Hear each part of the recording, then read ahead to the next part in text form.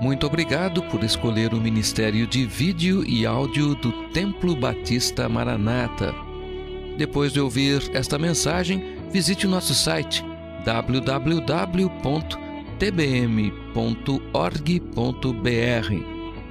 A nossa igreja oferece discipulado cristão, instituto bíblico e muitas oportunidades para o seu crescimento espiritual. Que Deus o abençoe. Maranata, ora vem, Senhor Jesus.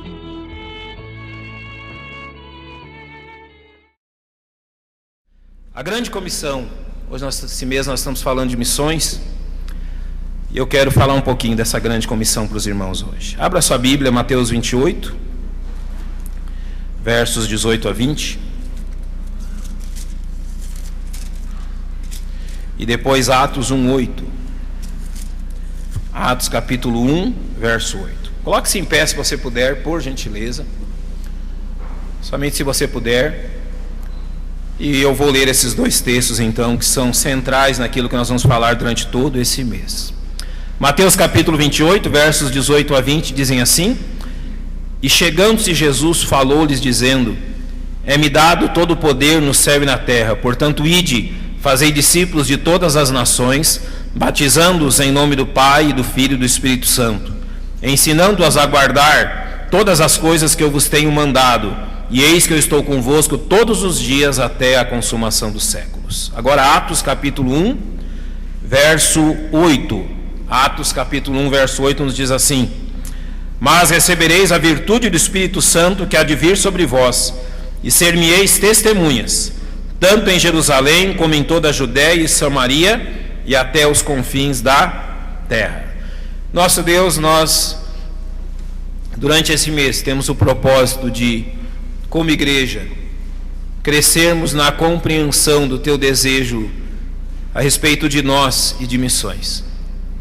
Ó Deus, sobre missões a Tua palavra tem claramente nos orientado, mas nós também, ó Deus, carecemos da Tua orientação como a forma que ainda o Senhor deseja nos usar nesta tão grande obra.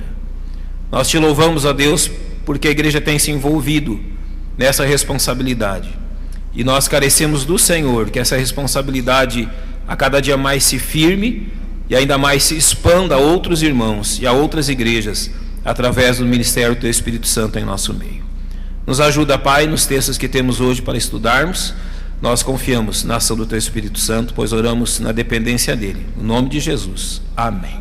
Podem se assentar, irmãos. A grande comissão, notem que a igreja não inventou uma tarefa. A igreja, ela não, desde o início, desde o dia de Pentecostes, ela não escolheu para si uma tarefa lhe foi dada, por isso ela é chamada de grande comissão.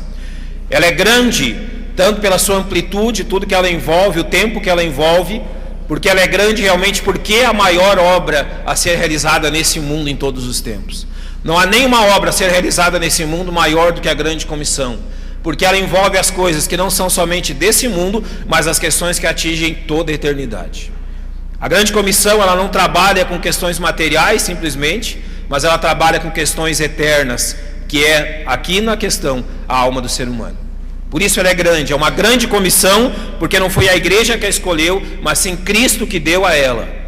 Por isso nós somos comissionados a isso. Os dois textos que nós lemos são centrais nesse aspecto.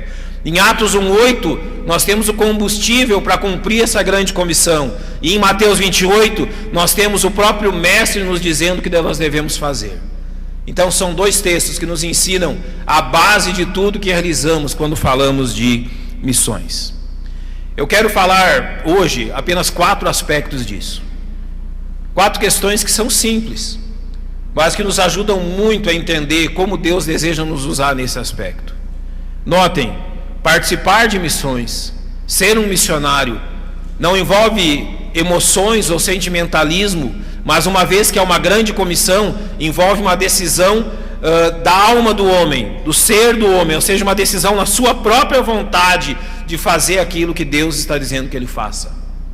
Então, devemos nós, ouvindo o que Deus tem a nos dizer, realmente tomar uma decisão pessoal de nos envolvermos nessa grande comissão. Todos aqueles que se envolvem por uma decisão pessoal, convencidos daquilo que o Mestre deseja deles. A grande comissão, a primeira questão que eu quero dizer aos irmãos, é de onde vem a autoridade para testificarmos nessa grande comissão? Da onde vem a autoridade para nós sairmos por esse mundo pregando que Jesus Cristo é o Salvador? Sobre qual autoridade nós trabalhamos, irmãos, quando falamos aos homens que eles se arrependam e venham a Cristo? Qual é a autoridade que mantém essa obra de pé por quase 2000 anos? Em qual autoridade, em qual poder nós, como cristãos, como servos do Senhor, proclamamos o Evangelho? Notem que em Mateus 28:18 diz: e chegando-se Jesus falou-lhes dizendo: é-me dado todo o poder no céu e na terra. Aqui quando ele diz isso, é um poder delegado, é um poder que lhe foi lhe dado pelo Pai. Ele diz todo o poder, ou seja, toda a autoridade é-me dada sobre esse mundo. O poder pelo qual nós pregamos o Evangelho, o poder pelo qual nós estabelecemos missões é qual? É o poder estabelecido por Cristo. É a autoridade de Cristo a base de tudo. Nem esta igreja, nenhuma outra igreja estaria de pé se Jesus não tivesse essa autoridade. Ou seja, o fato de missionários pregar o Evangelho, o fato de testemunharmos da nossa salvação em Cristo, é baseada única e exclusivamente na autoridade que o Senhor Jesus Cristo possui. Se Jesus Cristo não possuísse essa autoridade, Satanás jamais permitiria que missões fossem estabelecidas nesse mundo. Esse é o reino dele. Então um outro rei vem e prega uma mensagem, está estabelecendo o seu reino no reino inimigo. Ele só pode fazer isso se tiver grande autoridade. E é isso que Jesus Cristo tem. Nada pode fazer Satanás contra o avanço da obra missionária nesse aspecto, porque ela é baseada única e exclusivamente na autoridade de Cristo, naquilo que Cristo representa e é, na sua pessoa e na sua obra na cruz. É a autoridade de Cristo a base pela qual pregamos o Evangelho. É porque Ele tem autoridade para nos mandar. Por isso, a continuação do verso diz: portanto, ide, fazei discípulos de todas as nações, batizando-os em nome do Pai, do Filho e do Espírito Santo. Ele nos dá uma grande afirmação da sua autoridade e Ele nos dá um grande mandamento: ide, enquanto vocês vão indo por este mundo, façam discípulos daquilo que foi feito também com vocês. Missões é simplesmente os filhos de Deus indo por este mundo e proclamando aos outros aquilo que também foi proclamado a eles. Eu lembro bem de um fato, eu nem era nascido nessa época, quando 2 jovens norte-americanos na década de 60 foram para o Rio Grande do Sul pregar o Evangelho. Eles não foram bem tratados, não, muito pelo contrário. Eles foram muito maltratados por aquele povo, extremamente maltratados, humilhados, castigados por aquele povo que na sua idolatria não queria ouvir de um Salvador que os libertava. Mas graças a Deus que eles permaneceram. O meu pastor foi o primeiro fruto do trabalho daqueles homens no Rio Grande do Sul. O primeiro fruto que eles tiveram depois de muito tempo de trabalho. Ou seja, eles estavam na sua mente, no seu coração, convictos que tinham um grande mandamento: indo e fazendo discípulos, independente daquilo que eles sofreriam. E foi realmente pela constância daqueles homens que depois a minha família veio conhecer o Evangelho. Ou seja, porque eles se importaram com isso, com um grande mandamento que lhes foi dado, e porque também esse grande mandamento traz com ele uma grande promessa: e eis que eu estou convosco todos os dias até a consumação dos séculos. Ou seja, missões está baseado nisso, na autoridade de Cristo, no grande mandamento que Ele nos dá e no fato que nós não estamos sozinhos. Ele vai conosco e Ele é o Senhor da obra. Ele é aquele que mantém a obra missionária. Ele é aquele que mantém esta obra de pé e avante. Mas há uma segunda questão para nós observarmos isso, e com base mais em Atos capítulo 1, verso 8. Há uma questão a falar sobre o poder para nós fazermos isso. Se nós vamos na autoridade de Cristo, agora Atos 1,8 diz: mas recebereis a virtude ou o poder do Espírito Santo que há de vir sobre vós. Ou seja, de onde vem o poder então para cumprirmos isso que Cristo quer? Vem do próprio Espírito Santo.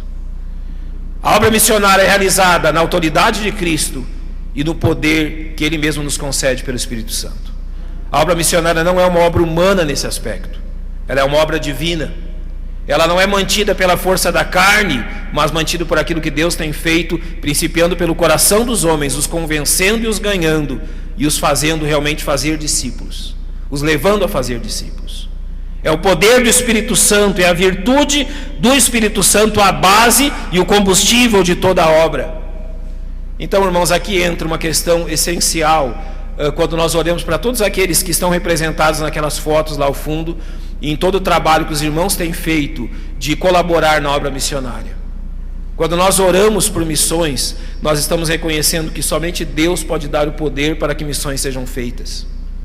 A atmosfera, o ambiente de missões é um ambiente de oração, porque a oração demonstra e nos coloca na prática, na dependência daquilo que o Espírito Santo quer fazer através de nós. Missões sem dependência do Espírito Santo não é missões. Missões sem a orientação do Espírito Santo não é missões.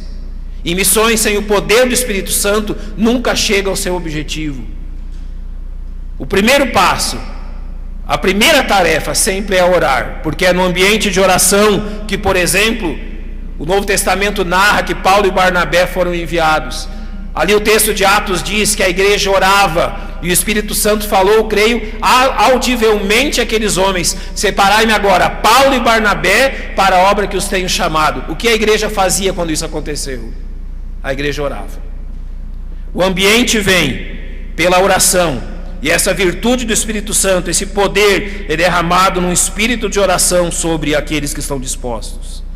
Em segundo lugar, esse poder vem porque ele diz que ser-me-eis testemunhas, ou seja, testemunhas nomeadas. Ninguém aqui vai em seu próprio nome fazer missões, ninguém aqui vai em seu próprio nome ganhar almas, nenhuma igreja vai em seu próprio nome ao campo missionário. Todas elas e todos eles vão em nome de Cristo. Essa é a nossa autoridade. A autoridade é dele e nós somos nomeados por ele. Se alguém lhe pergunta: por que você está pregando o evangelho nesse lugar? Basta a resposta: porque o Senhor Jesus Cristo me mandou que eu fizesse. É nomeado por ele, é chamado por ele, é conduzido por ele. Nós somos testemunhas não voluntárias, mas nomeadas. Ele nos escolheu e nos chamou para irmos e fazermos discípulos.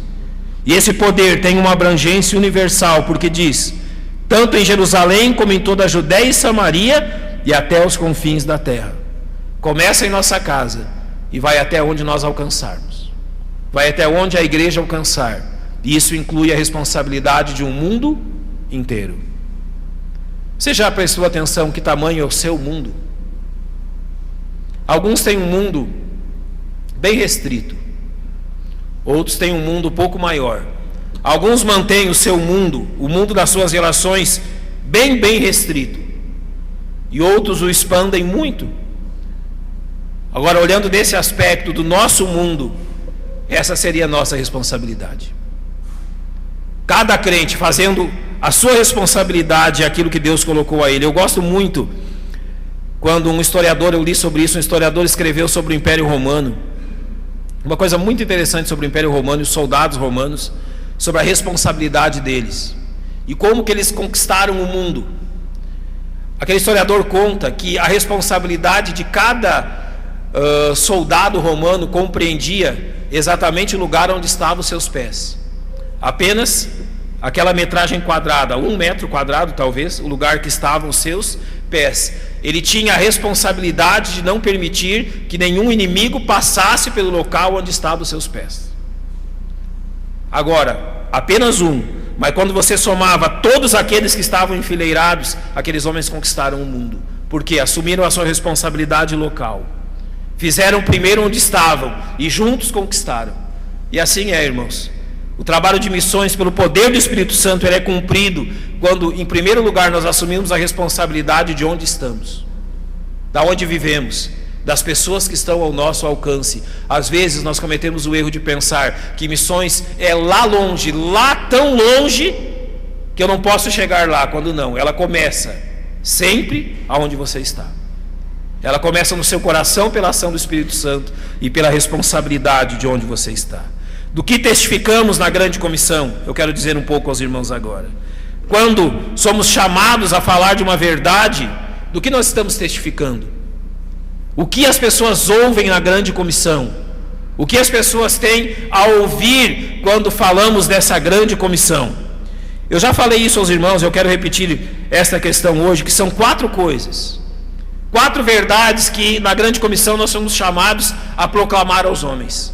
4 questões que quando estamos indo e pregando o Evangelho, nós somos chamados a proclamar. Primeiro, e eu estou baseando aqui aquilo que Paulo fala, principalmente em 2 textos, Atos 22 e Atos 26. 4 questões que Paulo sempre deixou claro quando testificava disso.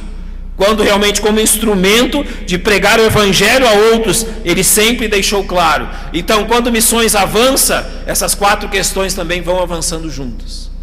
Paulo deixou claro uma questão: como era a vida e a atitude dele antes de seguir a Cristo.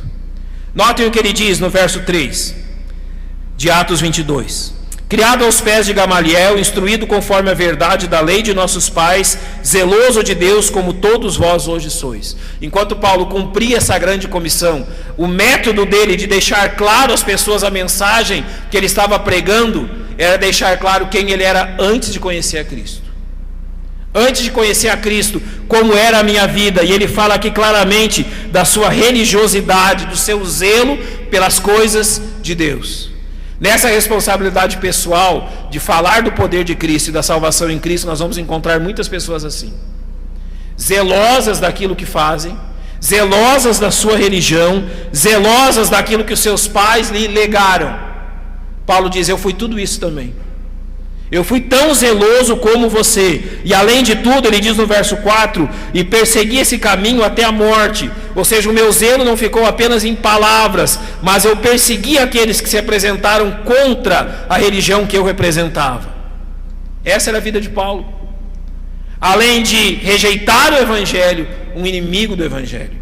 Mas ele então ensina ali em Atos uma segunda questão: como compreendeu que Deus falava com ele? Ou como compreendi que Deus falava comigo?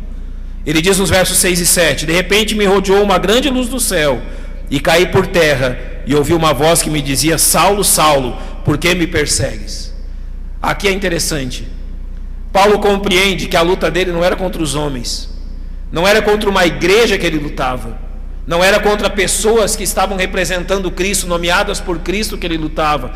Mas quando o Senhor Jesus Cristo vem a ele, o Senhor Jesus Cristo diz: não é aqueles, mas ele diz: olha, Saulo, Saulo, porque você me persegue. Era uma questão pessoal com Cristo. E ali Paulo entendeu então qual a sua condição e aquilo que ele estava fazendo.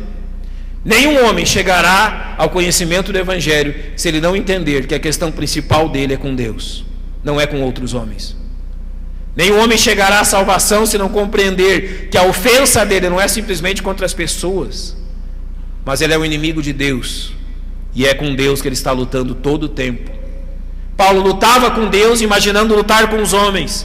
E o Evangelho chama as pessoas a compreenderem que não lutam com homens, mas lutam contra Deus na sua própria incredulidade. Foi isso que Paulo deixou claro a eles. Então ele segue no verso 16 dizendo como ele havia se tornado um cristão. E diz assim: e agora por que te detens? Levanta-te e batiza-te, lava os teus pecados, invocando o nome do Senhor Jesus Cristo. Paulo deixa claro: o dia que a minha vida mudou foi o dia em que eu conheci Jesus Cristo. Notem a sequência: como era a sua vida antes de Cristo, como ele ouviu de Cristo e entendeu quem é Cristo, e como ele conheceu Cristo pessoalmente, invocando como seu Salvador. Quando evangelizamos, quando cumprimos essa grande comissão, nós estamos fazendo isso, ensinando as pessoas como virem a Cristo, ensinando as pessoas como conhecer a Cristo como seu Salvador. Romanos deixa isso claro, que todo aquele que invocar o nome do Senhor será salvo, se com tua boca confessares ao Senhor Jesus e em teu coração creres que Deus ressuscitou dentre os mortos, será salvo. É isso que as pessoas precisam ouvir. Ouvir que não é as suas boas obras ou as suas simples atitudes de pseudo-bondade, não é que tem, mas sim o que os faz salvos é invocarem a Jesus Cristo Salvador. E Paulo termina dizendo em Atos capítulo 20 o que significa ser cristão.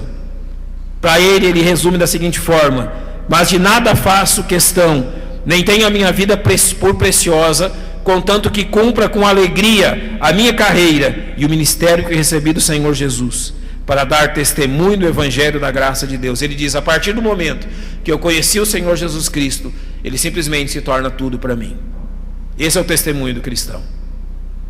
Quando nós estamos indo e pregando o Evangelho, nós estamos deixando claro que Cristo não é apenas mais algo que entrou na nossa vida, mas Ele é algo que é a nossa vida.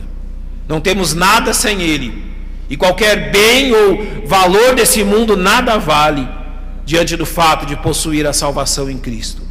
Ser dele, estar em Cristo, Paulo está mostrando, é aquilo que realmente faz diferença. Eu gosto muito quando João diz que aquele que tem o Filho tem a vida, mas aquele que não tem o Filho não tem a vida. No final de todas as coisas, a única questão que importa é essa. No final da vida do ser humano, a única questão que realmente tem valor é se ele tem Cristo ou não. João deixou isso muito claro.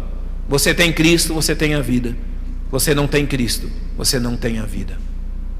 Então o Senhor nos chama a testificarmos disso, a realmente, enquanto vamos por este mundo, deixemos claro aos homens que Cristo é tudo, e não apenas uma parte que eles possam colocar e acrescentar na sua vida.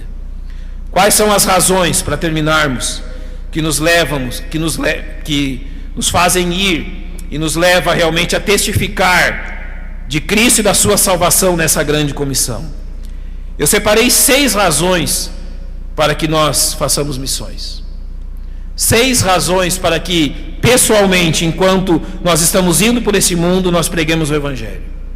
6 razões para que nós sustentemos outros enquanto eles pregam o Evangelho. 6 razões para a igreja se manter firme em missões, enquanto tanto os missionários quanto a própria igreja estão proclamando a salvação em Cristo. A primeira delas é o amor de Cristo. A primeira razão, eu não estou colocando ela como a mais importante, todas são importantes, mas que uma realmente que nos impacta e fala ao nosso coração é exatamente esta questão. 2 Coríntios 5,14 diz que o amor de Cristo nos constrange, julgando nós assim, que se um morreu por todos, logo todos morreram. Por que o amor de Cristo é tão importante para missões? Porque missões é uma obra de amor. E amor na palavra de Deus é altruísmo. Amor é fazer pelos outros aquilo que você deseja que os outros façam por você, mas também fazer pelos outros aquilo que realmente eles têm necessidade, não colocando a sua necessidade em primeiro lugar, mas sim a de outras pessoas. Amor é aquilo que faz missionários deixarem os seus lares para ir a terras longínquas e pregar o Evangelho, mas também amor é aquilo que faz no sábado à tarde você deixar o conforto da sua casa para procurar outros que não conhecem Cristo. É a mesma razão. Altruísmo. Missões não é feito para egoístas. O trabalho de missões não é um trabalho de um povo egoísta. O trabalho de missões é um trabalho de um povo altruísta, que tem no amor pelos outros a força maior, e não no orgulho e na força de si mesmo, no amor por si mesmo. Uma igreja ela só trabalha com missões, missionários só são enviados e crentes só cumprem a grande comissão quando eles estão dispostos a ajudar e abençoar outras pessoas. Quando o amor realmente se torna para o outro e não para mim mesmo. Jamais nos esqueçamos disso. Em segundo lugar, o propósito de Deus para a minha vida, e podemos dizer o propósito de Deus para a vida da igreja. Deus não nos salvou para nos manter em 4 paredes, engordando a nós mesmos com as coisas que ouvimos e não levando o pão da vida àqueles que precisam. O propósito de Deus nunca foi manter a igreja em 4 paredes. E sabe como isso é representado? Jesus Cristo não morreu na plataforma de uma igreja. Jesus Cristo não morreu entre aqueles que criam nele. Jesus Cristo foi crucificado numa encruzilhada, e passavam tantas pessoas por ali que a sua sentença foi escrita em mais de uma língua. Foi em meio a pessoas ímpias que o desprezavam, pessoas que o maltrataram e o crucificaram, que Jesus Cristo deu a sua vida. Ele morreu lá fora, aonde os perdidos estão. Missões existem porque Porque Deus tem um propósito para a igreja. E a razão de fazermos missões é o propósito de Deus para a igreja. Ou seja, o propósito não termina entre essas quatro paredes. Ela vai muito além delas. E nós devemos estabelecer isso na nossa mente. O propósito de Deus não fica aqui dentro. Ele vai lá fora, onde estão aqueles que também precisam do Evangelho. Em terceiro lugar, a confiança total no Evangelho, que é o remédio que Deus estabeleceu. Eu gosto muito da descrição de Atos 3, quando a palavra de Deus assim nos diz: e Pedro e João subiam juntos ao templo à hora da oração, a nona, e era trazido um homem que desde o ventre de sua mãe era coxo, o qual todos os dias punham à porta do templo, chamada Formosa, para pedir esmolas aos que entravam. O qual, vendo a Pedro e João, que iam entrando no templo, pediu-lhes que lhe dessem uma esmola. E Pedro, com João, fitando os olhos nele, disse: olha para nós. E olhou para eles, esperando receber deles alguma coisa. E disse Pedro: não tenho prata nem ouro, mas o que tenho, isso te dou, em nome de Jesus Cristo Nazareno. Levanta e anda. Pedro estava diante de muitas pessoas ímpias.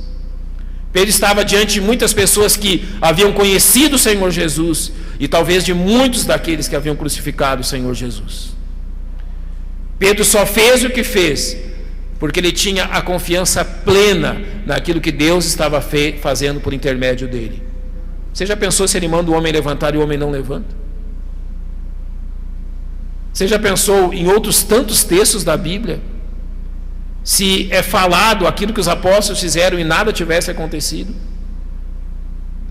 Se eles não crescem que realmente o Evangelho é o remédio de Deus, Paulo não teria feito o que fez. Se a igreja não cresce que o Evangelho é o único remédio para esse mundo, missões jamais teria prosperado, e o trabalho teria acabado com a igreja sendo apenas mais uma seita judaica. Mas todos aqueles que foram salvos realmente entenderam que tinham nas suas mãos o único remédio para transformar a vida do homem. Em quarto lugar, aquilo que nos faz ir é a alegria de sermos obedientes. Observe que Mateus 25, 23 diz: disse do seu Senhor: bem está, bom e fiel servo, sobre o pouco foste fiel, sobre o muito te colocarei, entra no gozo do teu Senhor. A alegria daqueles que participam de missões e a alegria daqueles que pregam o Evangelho está no fato de serem obedientes ao mandado do Senhor Jesus Cristo. Ou seja, de saberem que um dia ouvirão no céu do próprio Senhor, da sua alegria pela obediência dos seus filhos. Eu gosto muito quando Paulo fala, 1 Coríntios capítulo 3, sobre a recompensa que receberemos de Deus no céu. E principalmente quando ele diz de coisas que se queimam através da prova de fogo, madeira, feno e palha, mas de coisas que se mantêm como ouro, prata e pedras preciosas. Ou seja, coisas que foram feitas no poder do Espírito Santo, por amor a Deus e aos perdidos, e por obediência àquilo que Cristo os mandou. Essa obediência, esse galardão que está diante dos nossos olhos. Uma questão muito, mas muito importante, se desejamos fazer missões e pregar o Evangelho, é a habilidade de distinguir entre o desprezo pessoal e o desprezo à mensagem que pregamos. Alguns dias atrás, um missionário veio aqui entre nós, e ele citou que no ministério dele em prisões, apenas 5% daqueles que tomavam a decisão, apenas 5%. Então, de 100 pessoas, apenas 5 realmente permaneciam no Evangelho, de pessoas que haviam tomado uma decisão por Cristo. E ele falou algo muito importante: e vocês pensam que na igreja é diferente? Não é diferente. Mesmo que as pessoas tomem um ato de confessar a Cristo em seus lábios, eles não confessam em seu coração. Eles não estão desprezando a igreja, nem você que está testemunhando, mas estão desprezando o poder do próprio Deus.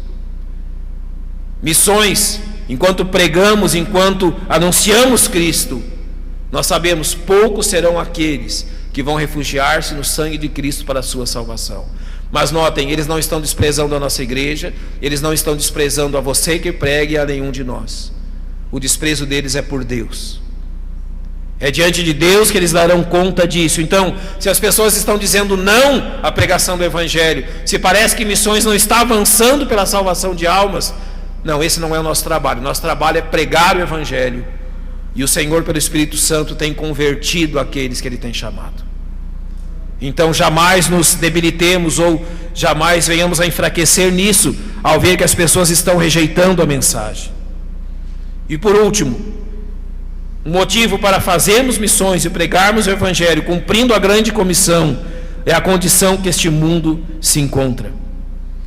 Note bem o que Paulo diz na segunda carta a Timóteo, capítulo 3. Sabe, porém, isto, que nos últimos dias sobrevirão tempos trabalhosos, porque haverá homens amantes de si mesmos, avarentos, presunçosos, e ele ali delimita grandes questões, características das pessoas ímpias, mas ele termina dizendo que essas pessoas são mais amigos dos deleites do que amigos de Deus. A condição que o mundo se encontra é uma condição onde as pessoas têm buscado o seu próprio prazer e não a segurança da sua alma. É a condição onde eles têm desprezado a eternidade em prol de alguns momentos de prazer nesse mundo. A condição que o mundo se encontra, Paulo termina dizendo, é um mundo que tem aparência de piedade, mas nega a eficácia dela. Tem uma aparência daqueles que creem em Deus, enquanto estão negando o Deus que professam. No capítulo 4, 2 Timóteo, Paulo diz: conjuro-te, pois, diante de Deus e do Senhor Jesus Cristo, que há de julgar os vivos e os mortos, na sua vinda e no seu reino, que pregues a palavra, instes a tempo e fora de tempo, redarguas, repreendas, exortes com toda a longanimidade e doutrina. Quando ele diz pregue a tempo e fora de tempo, ele está nos dizendo: as pessoas estão crendo no Evangelho? Não? Continue a pregar. As pessoas estão crendo no Evangelho? Senhor, algumas estão. Então continue a pregar. Nós não somos chamados a fazer missões e a pregar o Evangelho na grande comissão com base na resposta das pessoas. Nós somos chamados com base no mandamento de Deus. Se as pessoas receberão essa mensagem ou não, nós não sabemos. Enquanto a mensagem for pregada por esse mundo, se nações se converterão ou não, nós não sabemos. O que nós somos chamados é sermos obedientes à ordem que nos foi dada, a tempo ou fora de tempo, porque virá tempo em que não suportarão a sã doutrina, mas tendo comichão nos ouvidos, amontoarão para si doutores conforme as suas próprias concupiscências. Esse é o mundo de hoje. Mas o Senhor tem nos dito que aquilo que Ele requer de nós e aquilo pelo qual seremos cobrados, julgados, será a obediência à grande comissão que nos foi dada. Se almas serão salvas ou não, nós estamos na dependência do Espírito Santo. Apenas Ele pode converter almas. A responsabilidade da igreja, de cada crente, daqueles que têm o seu metro quadrado de responsabilidade, é pregar fielmente a palavra que nos foi dada. Então preguemos. Testemunhemos de quem éramos antes de Cristo, de como conhecemos a Cristo, como entendemos que Ele falava conosco e o que Ele significa para nós. Preguemos sabendo que o Senhor espera simplesmente a obediência e fidelidade do seu povo. Isso é aquilo que Ele quer de nós. A grande comissão pede de nós que sejamos obedientes e fiéis àquilo que ela nos manda. Então sejamos, irmãos, para a glória de Deus e para o bem dos homens, sejamos fiéis nessa grande comissão que o Senhor tem dado. Vamos fechar os nossos olhos, vamos orar.